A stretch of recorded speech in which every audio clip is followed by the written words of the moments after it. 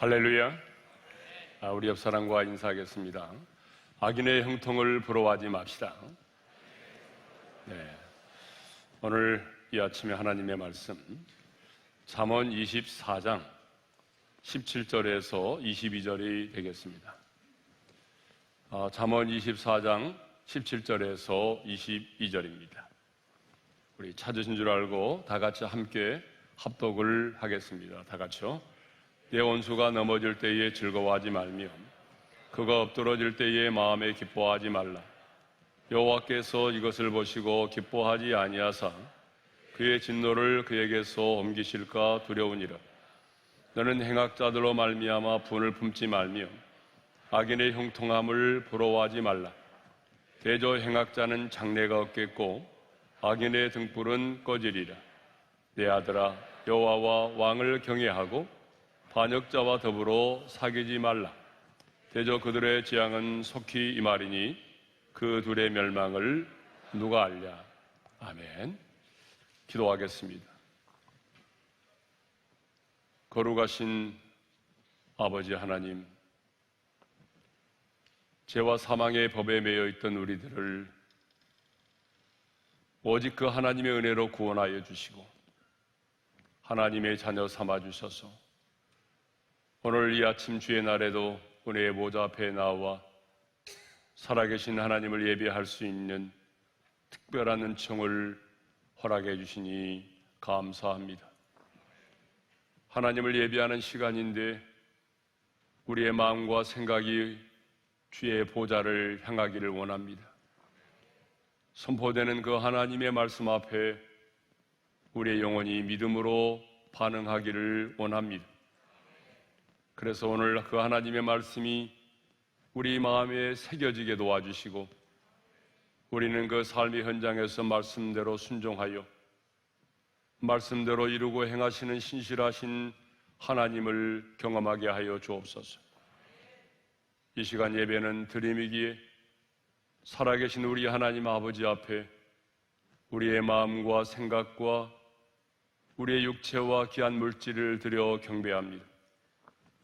내 인생의 주인은 내가 아닌 우리 주님이심을 고백하며 10의 1조를 드리고 우리가 이 땅을 살아가고 먹고 마시고 잠자고 일어나 걷고 이 모든 것이 하나님의 은혜임을 감사하며 감사의 예물을 주님께 드리고 이 땅 가운데 하나님의 나라가 확장되기를 소망하며 순교금을 드리고 주일헌금을 올려드립니다. 우리의 경배를 받아 주십시오. 그리고 나그네 인생길 살아가는 동안 주님이 우리에게 맡겨준 십자가를 지고 주님을 따르는 사랑하는 성도들 한 사람도 실족하지 않도록 도와주시고 끝까지 하나님과 동행하는 삶을 살게 도와주시며 하나님께서 우리에게 때를 따라 돕는 은혜를 베풀어 주심으로 이번 한 주간 동안도 넉넉히 승리하는 우리 성도들의 삶이 되게 하여 주옵소서. 예수님의 이름으로 기도합니다. 아멘. 지난 시간에는 16절의 말씀을 근거로 해서 의인은 다시 일어섭니다 라는 제목의 말씀으로 은혜를 받았습니다. 자, 우리 16절의 말씀을 다시 한번 함께 읽어볼까요? 다 같이요. 대저 의인은 7번 넘어질지라도 다시 일어나려니와 악인은 재앙으로 말미암아 엎드러지느니라. 자, 여기 나오는 의인과 악인은 누구를 말한다고 했습니까? 사람들은요, 자신의 주관적인 관점과 그리고 도덕적이고 윤리적인 관점에서 악인을 생각하죠. 그러나 성경은 이 의인과 악인을 철저하게 하나님과의 관계에서 설명하고 있다는 거죠. 우리가 생각하는 도덕적이고 윤리적인 관점이 아닌 하나님과의 관계로서 설명하고 있어요. 그러니까 예수를 믿고 제사함을 받아서 하나님과 관계가 맺어진 사람으로서 끊임없이 하나님을 의식하며 살고 하나님을 의지하며 사는 자를 성경은 뭐라고 말하죠? 그 사람을 의인이라고 말한다는 거죠. 그러면 악인은 어떤 사람이죠? 악인은 정반대로 하나님과의 관계가 맺어져 있지 않는 사람이죠. 그래서 마음에 하나님의 존재를 부정하고 그 마음에 하나님 두기를 싫어하는 사람입니다. 하나님의 존재를 부정하고 그 마음에 하나님 두기를 싫어하는 사람이니까 당연히 하나님을 의식하지 않고 그리고 하나님과는 상관이 없는 그런 교만한 삶을 살아갈 수밖에 없는 것입니다. 그러면 왜 하나님은 하나님의 존재를 부정하고 그 마음에 하나님 두기를 싫어하는 사람을 악인이라고 말씀하고 어리석은 사람이라고 그렇게 말씀하실까요? 그것은 하나님의 형상대로 지음받은 우리 인간이 하나님께서 창조하신 세상 속에 살면서 그 하나님을 부정하고 그 하나님을 대적하는 것만큼 하나님 앞에서는 악인이 없기 때문입니다. 그렇습니다. 하나님의 관점에서 보게 되면 하나님의 존재를 부정하며 그 마음에 하나님 두기를 싫어하며 하나님과는 상관없이 살아가는 바로 그 사람이 악인인 것입니다. 자, 오늘 본문도요, 계속해서 악인에 대하여 말씀을 하고 있습니다.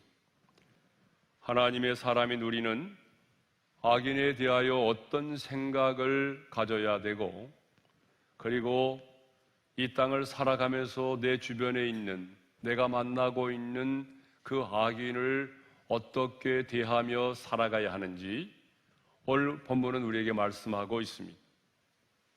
자, 우리 본문에 보게 되면요, 악인이라고 하는 말이 두 번 나오죠.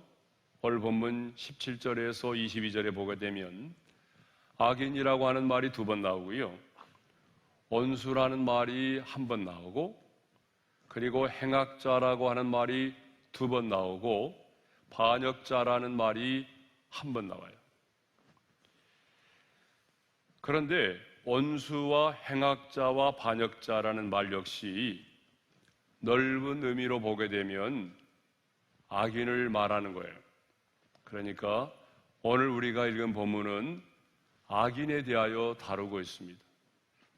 악인을 우리가 대할 때 어떻게 대해야 되는지, 우리 주변에 있는 그 수많은 악인들을 우리가 어떻게 생각하고 어떻게 대해야 되는지 악인에 대하여 말씀하고 있다는 거죠. 자, 먼저 원수의 넘어짐을 즐거워하지 말고 기뻐하지 말라고 말씀하고 있어요. 자, 우리 17절인데요. 우리 17절의 말씀을 다 같이 한번 읽겠습니다. 시작. 내 원수가 넘어질 때에 즐거워하지 말며 그가 엎드러질 때에 마음에 기뻐하지 말라. 자, 여기 말하는 원수는 악인을 말한다고 그랬죠. 그러니까 하나님은 의인된 저와 여러분에게 그 악인의 넘어짐을 즐거워하지 말고 악인의 엎드러짐을 기뻐하지 말라고 말씀하고 있습니다. 그런데 우리 안에는요, 타락한 죄성으로 말미암는 비교의식과 경쟁의식이 있습니다. 그래서 상대의 불행이 나의 행복으로 느껴지고 상대의 넘어짐이 기쁨이 될 때가 얼마나 많은지 몰라요. 여러분, 운동할 때도 보게 되면 상대 선수가 실수를 하면 얼마나 기분이 좋습니까? 그죠? 또 우리가 운동할 때도 내가 하는 운동이 끝나는 순간에 비가 막 오기 시작하면 다른 사람은 비가 맞든지 말든지 얼마나 기분이 좋은지 모르. 운전을 할 때도 내가 가는 길은 차가 밀리지 않아서 싱싱 달리고 나의 반대 차선이 정체를 겪고 있으면 얼마나 기분이 좋은지 모르. 아무튼 타락한 죄성을 가진 우리는요, 나를 대적하고 주는 것 없이 나를 미워하는 자가 넘어지고 엎드러져서 일어나지 못하는 모습을 보면 그냥 유쾌, 상쾌, 통쾌함. 아니, 벅찬 감격이 막 파도처럼 밀려 하늘을 날 듯이 기쁩니다. 솔직히 우리의 심정은 우리의 원수가 그냥 사라져버렸으면 좋겠다, 그런 생각을 가지고 있습니다. 그런데 우리 하나님은 우리의 원수들이 넘어질 때에 뭐라고 말씀하십니까? 즐거워하지 말라고 말씀합니다. 우리의 원수들이 엎드러질 때에 그 마음에 기뻐하지 말라고 말씀하십니다. 비록 나를 힘들게 하고 내 눈에 피눈물을 흘리게 만들고 심지어는 내 가정을 무너뜨린 원수라고 할지라도 그가 고통당하는 모습을 보면서 즐거워하지 말라는 거예요. 그가 엎드러져서 힘들어하는 모습을 보면서 너는 마음으로라도 기뻐하지 말라, 그렇게 말씀을 하고 있습니다. 왜 하나님은 원수, 곧 악인의 넘어짐을 기뻐하지 말라고 말씀을 하실까요? 왜 우리는 원수의 넘어짐을 기뻐해서는 안 될까요? 그 두 가지 이유 때문인데요. 그 첫 번째 이유는 여호와께서 기뻐하지 않으시기 때문이에요. 자, 18절 상반절의 말씀인데요.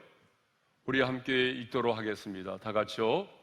여호와께서 이것을 보시고 기뻐하지 아니하사.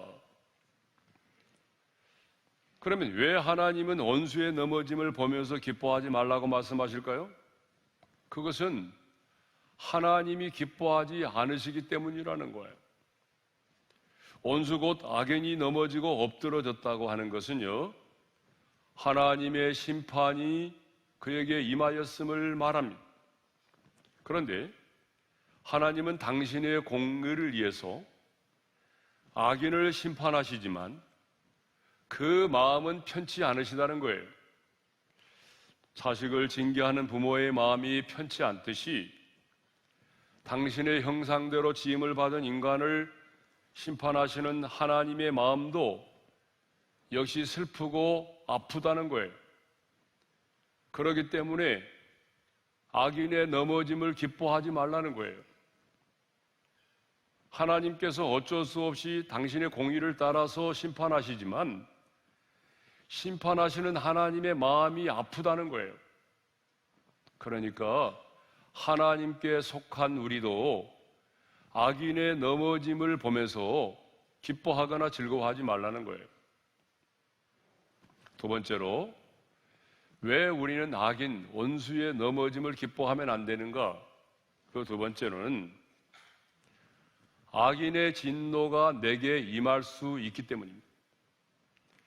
자, 제 말이 아니고요. 18절 하반절에 이런 말씀이 있어요. 다 같이 읽겠습니다. 그의 진노를 그에게서 옮기실까 두려우니라.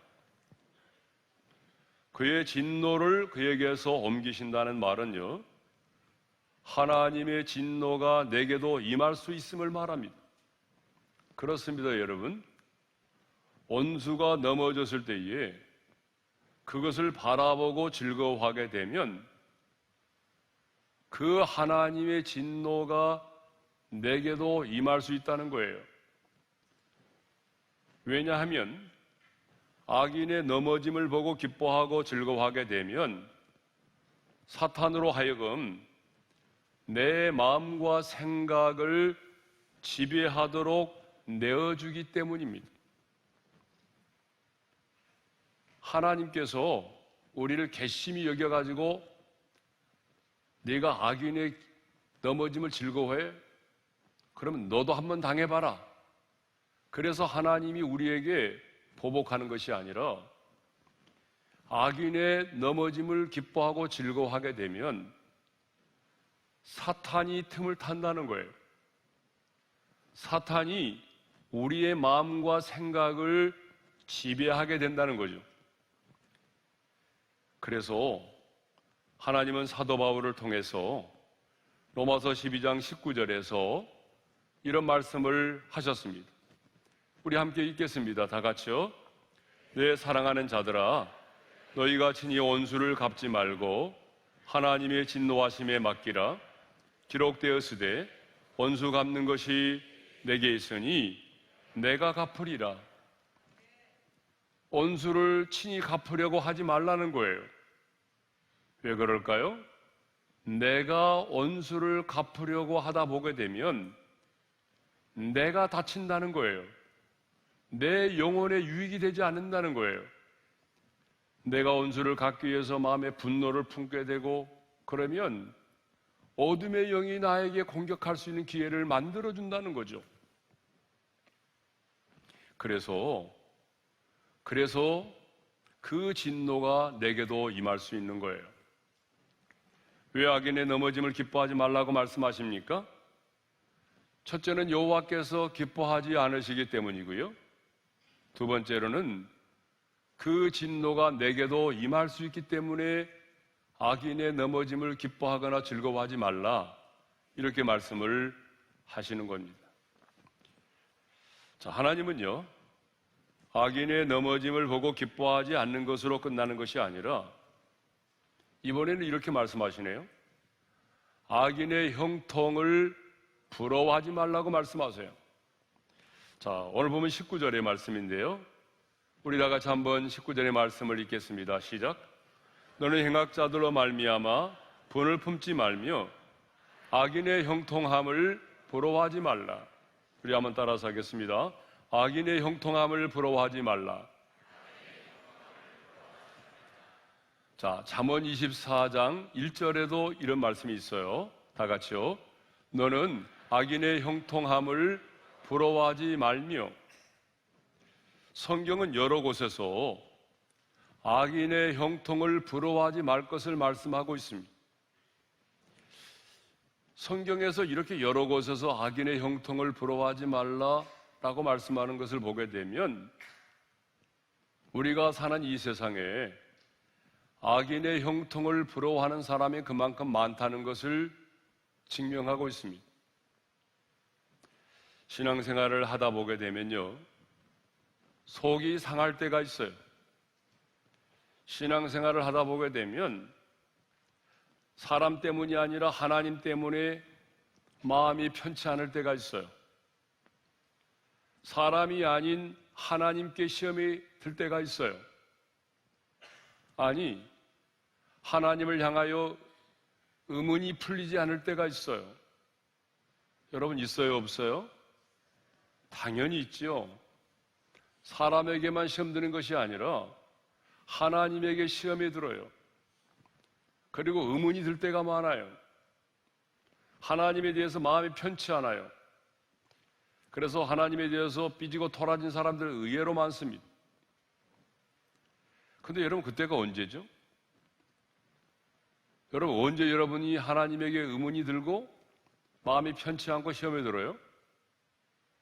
악인의 형통을 볼 때입니다. 악인이 잘 나가는 것을 볼 때입니다. 우리가 생각할 땐 하나님이 살아계시고 하나님이 공의로우신 분이라면 이 땅에서도 의인은 형통하고 악인은 항상 고난과 고통 속에서 허우적거리며 살아야 됩니다. 의인은 하는 일마다 잘 되고요, 악인은 하는 일마다 꼬이고 막히고 어려움을 당해야 됩니다. 그런데 현실은 어떻습니까? 현실은 정반대예요. 의인은 고난을 당하고 악인은 형통한 삶을 살아갑니다. 매일 큐티를 하고 새벽 기도를 드리며 말씀대로 살려고 몸부림치는 나는 여전히 아픔과 가난과 고난 가운데 살아가고 하나님의 존재를 부정하고 그 마음에 하나님 두기를 싫어하는 사람은 승승장구합니다. 아니, 모든 일에 형통하는 것 같습니다. 정직하게 살고 신실되게 사는 나는 여전히 어려움 가운데 있고 아부하고 아첨하고 투기를 일삼고 자신의 정욕을 위해서 사는 자들은 모든 게 잘 되어서 인생을 즐기면서 큰 소리치며 살아갑니다. 사실 이쯤 되면 웬만한 하나님의 사람들도 악인의 형통함을 보고 스스로 무너지게 되어 있습니다. 마음이 무너지는 거예요. 그래서 시편 73편을 보게 되면 아삽이라는 사람이 의인의 고난과 악인의 형통함을 보고 이렇게 고백을 하죠. 시편 73편 2절입니다. 다 같이요.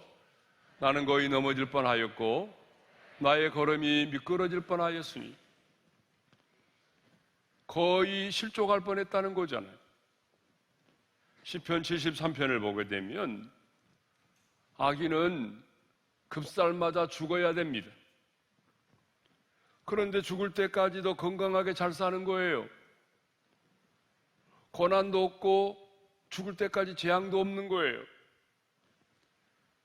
도리어 마음의 소원보다 더 많은 소득을 얻는 거예요. 그러다 보니까 그 악인이 교만이 저희 목걸이가 되고 일만 열면 포악한 말들이 튀어나오고 심지어는 하나님을 조롱하면서 하나님을 무시하는 말을 거침없이 내뱉기 시작한다는 거죠. 자기가 보이니까 악인이 그렇게 살아간다는 거예요. 그런데 자기 자신은 고난과 어려움이 떠나지 않는 거예요. 그래서 시인은 시편 73편 13절에서 이런 고백을 하고 있어요. 다 같이요. 내가 내 마음을 깨끗하게 하며 내 손을 씻어 무지하다 한 것이 실로 헛되도다. 그런데 아삽만이 아니라 오늘 하나님과 관계를 맺고 하나님의 사람으로 살아가는 우리의 입술에도 이런 고백이 있는 거 아닙니까? 그래, 진리를 따르지 말고 대세를 따라 살아야 했어. 내가 잘못 살아온 거야. 내가 참 바보처럼 인생을 살아온 거라고. 오늘 얼마나 많은 하나님의 사람들이 자신의 고난과 악인의 형통함을 보면서 실족하여 넘어지고 살아온 자신의 인생을 후회하고 있는지 모릅니다. 사탄은요, 직접 우리를 공격하여 무너뜨리기도 하지만 때로는 이렇게 악인의 형통함을 보게 해서 우리 스스로 신앙의 회의에 빠지게 만들고 우리 스스로 믿음이 무너지게 만들고 우리 스스로 하나님을 떠나게 만드는 거예요. 그 악인의 형통함을 보고 우리 스스로 무너지게 만드는 거예요. 자, 그러면 왜 우리는 악인의 형통을 부러워해서는 안 될까요? 두 가지 이유 때문에 그렇습니다. 첫 번째 이유는요,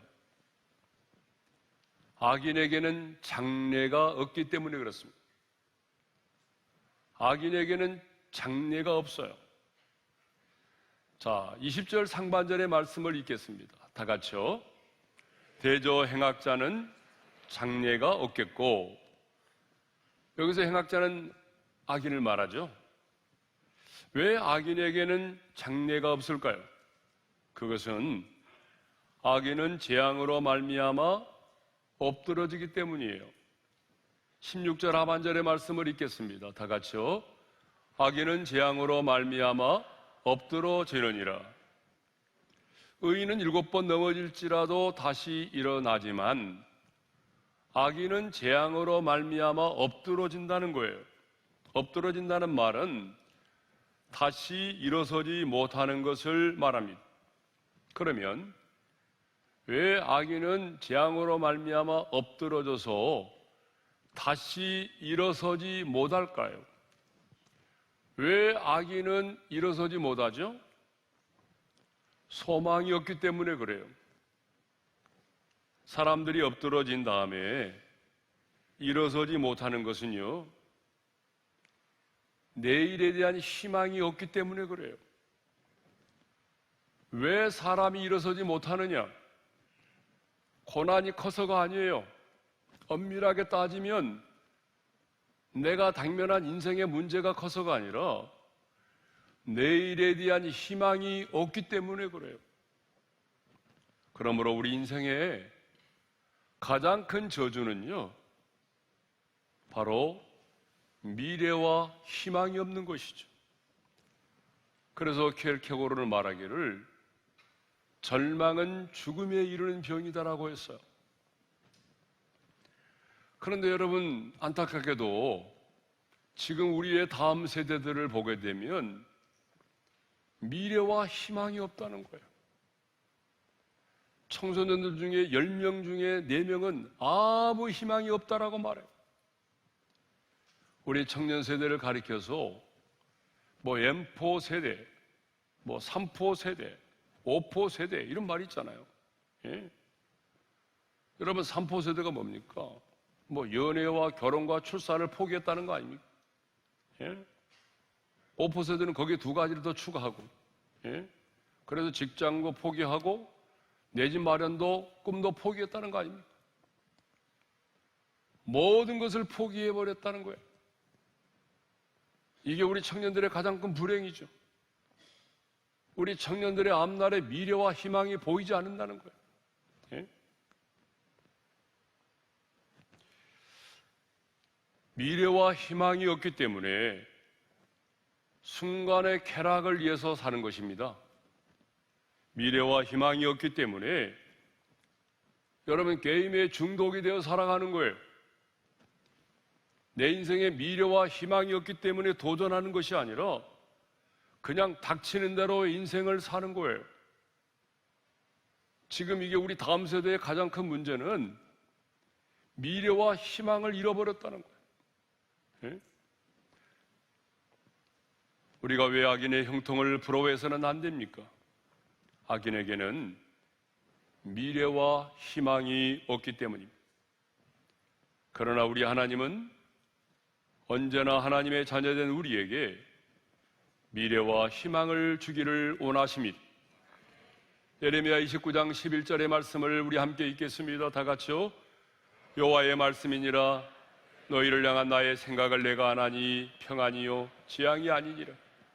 너희에게 미래와 희망을 주는 것이니라. 바벨론에 포로된 자들을 향한 하나님의 생각은 미래와 희망을 주는 것이었습니다. 공동번역에서는 미래와 희망을 준다는 말을 이렇게 돼 있어요. 밝은 앞날이 너희를 기다리고 있다. 여러분, 지금 그들은 어떤 상황 가운데 있습니까? 우상을 숭배하고 회개치 아니한 까닭에 바벨론의 포로로 끌려왔습니다. 앞으로도 돌아가려면 70년이라는 세월을 기다려야만 합니다. 그리고 예루살렘의 성벽은 무너졌습니다. 하나님의 성전은 불에 탔어요. 예루살렘의 거리는 항목해 되었습니다. 세계 최고의 강국인 바벨론은 쉽게 무너질 것 같지 않아요. 저국의 현실을 볼 때에, 포로된 자신들을 바라볼 때에 아무런 소망이 보이지 않았어요. 모든 것이 암담하기만 합니다. 하지만 이런 암담한 현실 속에서도 하나님은 그들에게 말씀합니다. 내가 너희를 향한 나의 생각은 재앙이 아니다. 미래와 희망을 주는 것이다. 하나님은요, 그들이 비록 바벨론의 포로로 끌려와서 포로된 생활을 하고 있지만 하나님은 그들이 미래를 포기하지 않고 미래와 희망을 갖기를 원하셨던 것입니다. 여러분, 이것을 보게 되면 우리 하나님은 언제나 미래지향적입니다. 사탄은 과거지향적입니다. 여러분, 너무 달라요. 하나님은 언제나 미래지향적이에요. 사탄은 언제나 과거지향적입니다. 그래서 우리의 넘어짐과 약함을 가지고 끊임없이 우리를 참소합니다. 그래서 사탄은 우리로 하여금 과거에 매여 있게 합니다. 그래서 넘어짐의 자리에서 일어나지 못하도록 우리를 참소합니다. 그래서 계속해서 우리가 그 과거의 상처에 매임을 당하고 주저앉아 있기를 원하는 거죠. 저와 여러분을 향한 마귀의 생각은 자포자기입니다. 이제 모든 것이 끝났다는 거예요. 더 이상 희망이 보이지 않는다는 거예요. 그러니까 이제 중단하라는 거예요. 더 이상 도전하지 말라는 거예요. 여러분, 이것이 마귀가 우리에게 가져다 주는 생각입니다. 그러나 저와 여러분을 향한 하나님의 생각은 과거지향적이 아니에요. 하나님은 말씀하십니다. 이제 과거는 지나갔다. 더 이상 뒤에 있는 것은 잊어버려라. 과거의 매임을 당하지 마라. 하나님은 미래지향적입니다. 하나님의 생각은 미래와 희망을 주는 것입니다. 미래와 희망은 다른 말로 말하면 꿈과 비전 아니겠습니까? 오늘 우리 중에 하나님의 징계로 인하여 절망하고 하나님께서 내게 행하신 일로 인해서 분노 중에 있는 분이 계십니까? 하나님이 나를 버리셨으므로 내 인생은 끝났다라고 생각되는 분이 계십니까? 하지만 여러분의 인생은 끝나지 않았어요. 여러분이 숨을 쉬고 있는 여러분의 인생은 끝나지 않았습니다. 왜냐하면 당신을 향한 하나님의 생각은 재앙이 아니라 평안이고 미래와 희망을 주는 것이기 때문입니다. 그러나 안타깝게도 악인에게는 재앙이 없다라고 장래가 없습니다. 미래와 희망이 없습니다. 미래와 희망이 없기 때문에 엎드러지면서 다시 일어서지 못합니다. 악인은 지금 잘 되는 것 같지만 여러분 기억하십시오. 장래가 없습니다. 그러므로 하나님은 오늘 저와 여러분에게 말씀합니다. 악인의 형통함을 부러워하지 말라. 악인은 장래가 없느니라. 미래와 희망이 없느니라. 여러분 엄밀하게 따지면 악인에게는 미래와 희망이 없는 거죠. 두 번째로 왜 악인의 형통을 부러워하지 말라고 말합니까? 두 번째 이유는 악인은 등불이 꺼지기 때문이라는 거예요. 20절 하반절의 말씀을 우리 함께 읽겠습니다. 다 같이요. 악인의 등불은 꺼지리라. 지금 우리의 눈에는 악인의 등불이 어떻게 보이나요? 빛나 보입니다. 화려하게 보입니다. 사람들이 그 등불을 보고 부러워합니다. 아니, 그 등불을 보고 사람들이 몰려듭니다. 그러나 악인의 등불은 영원하지 못하다는 거예요. 악인의 등불이 영원할 것처럼 보이지만 악인의 등불은 꺼지리라고 말씀하고 있어요. 여러분, 등불이 꺼진다는 것은 뭘까요? 빛이 사라지는 것을 말하죠. 여러분, 빛이 사라진다는 것은 뭘 말하죠? 하나님의 은혜가 사라지는 걸 말하는 거예요. 하나님의 은혜가 사라진다는 건 뭘 말하죠? 하나님의 심판이 임하는 걸 말하는 거예요. 그러면 악인이 받을 심판은 무엇이죠? 악인은 어떤 심판을 받게 될까요? 시편 9편 17절에 이런 말씀이 있어요. 우리 함께 읽겠습니다. 다 같이요. 악인들이 수월로 돌아가며, 수월로 돌아간다고 말하죠. 악인들이 어디로 돌아간다고요? 수월로 돌아간대요. 여러분, 수월이 뭐죠? 음부를 말해요. 음부가 뭐예요? 지옥을 말해요. 지옥이 어떤 곳입니까?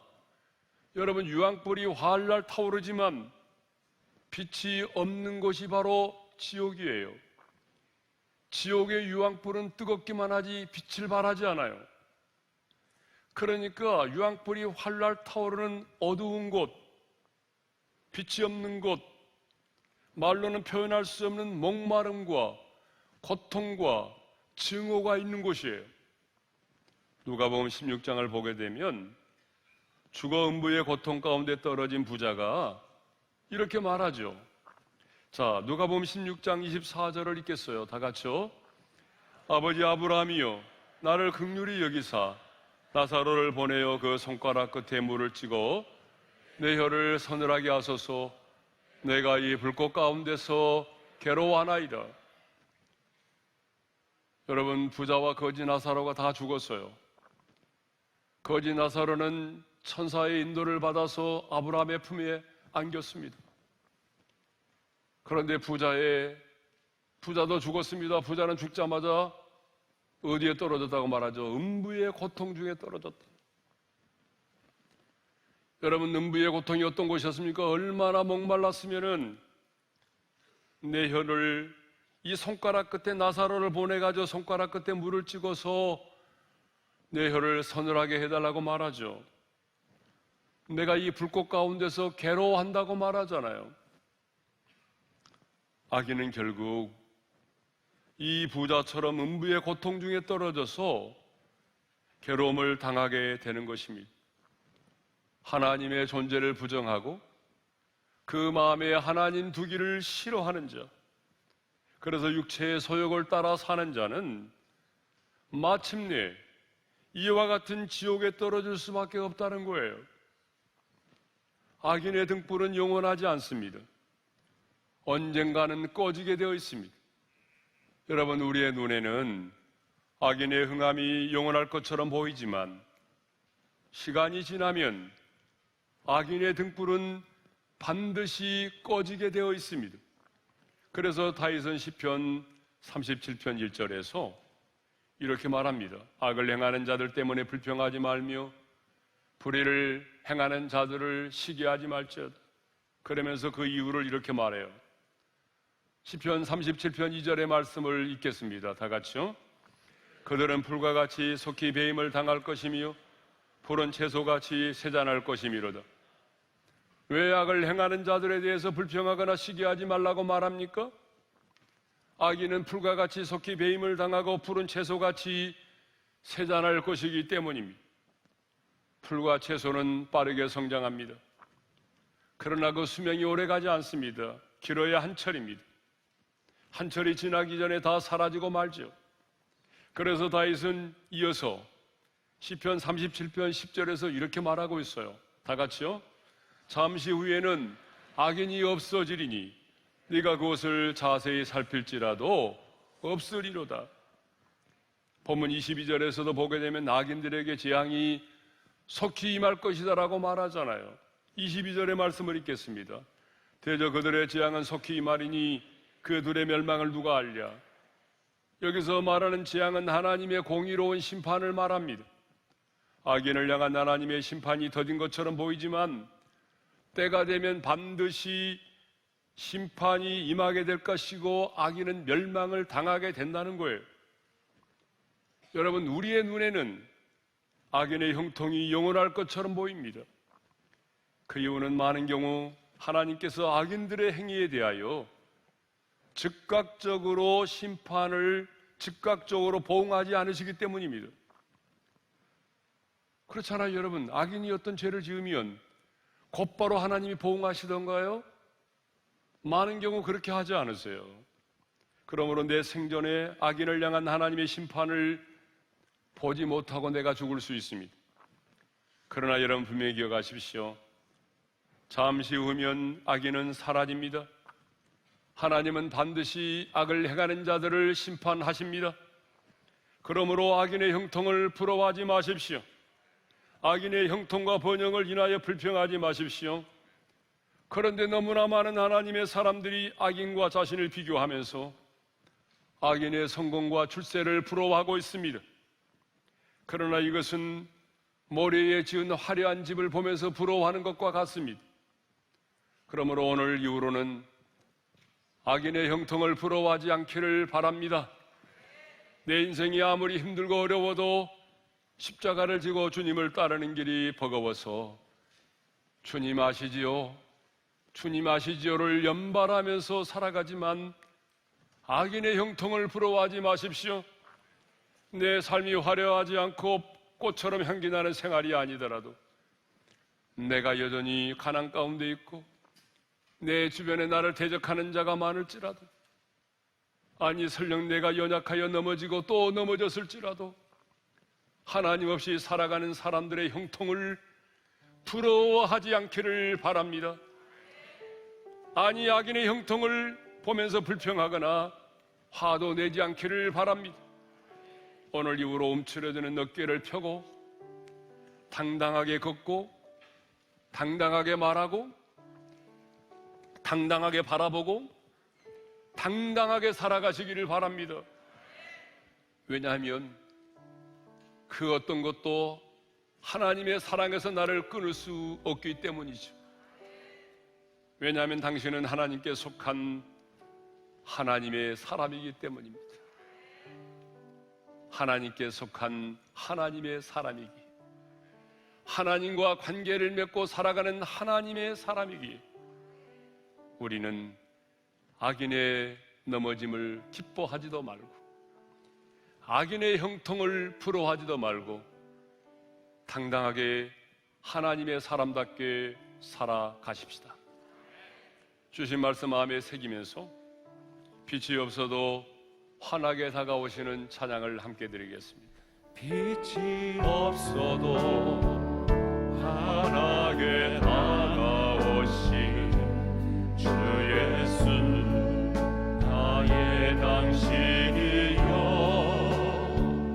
음성이 없어도 똑똑히 들려주시는 주 예수, 나의 당신이여. 당신이 있음으로 나도 있고, 당신의 노래가 머물므로 나는 부를 수 있어요. 주여, 꽃처럼 향기 나는 나의 생활이야. 이녀도 나는 당신이 좋을 수밖에 없어요. 주 예수, 나의 당신. 나는 없어도 당신 곁에 계시며, 나는 없어도 당신이 곁에 계시며, 나는 언제나 있습니다. 나는 있어도 주님이 곁에 없으며, 나는 언제나 없습니다. 당신이 있음으로 나도 있고,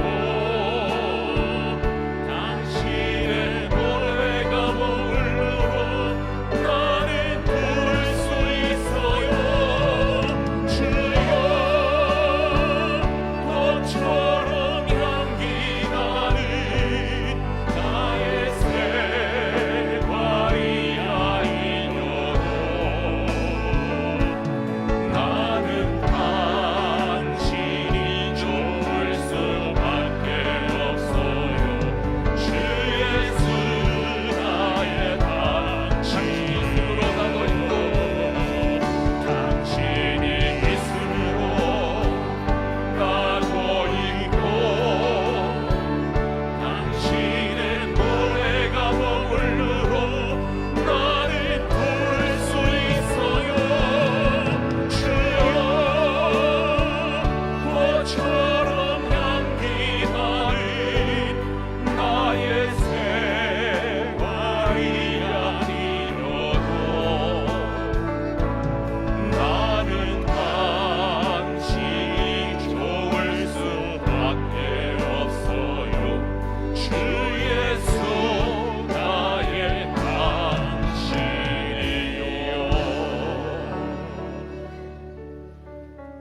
자, 주신 말씀 마음에 새기면서 우리 함께 기도하기를 원합니다.